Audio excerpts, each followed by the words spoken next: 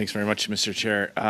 Ms. Rogers, you gave a speech a little while ago about productivity, and I just want to make sure I totally understand what productivity means, because I know there's a lot of jargon and term that gets thrown around here. But productivity, as I understand it, is how much Canadians produce, how much trees they turn into lumber, how much grain they grow, how many cars roll off the assembly line. It's basically the things that individual Canadians make.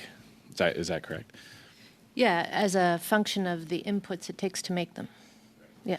And I think you also said in your speech that low productivity has a negative effect on inflation. In other words, low productivity will have the effect of having higher inflation for longer if Canada doesn't start to produce more. Is that an accurate summary of? Not exactly. Nope. What I said in my speech is that improving productivity would help us buffer the Canadian economy against what we expect to be a potentially less benign inflationary environment going forward.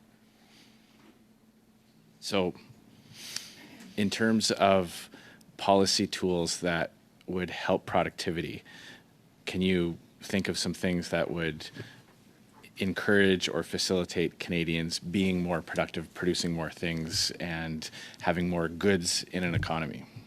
Sure, I talked about a couple of them in my speech. I mean, things that equip workers to be more productive in each hour they're at work, so additional training or additional tools that help workers produce more per hour. Additional investment in infrastructure, competitive environment, ensuring that we have an efficient regulatory approval process. Those are some of the examples that I used. So investments would investments in capital also help with productivity? Yes.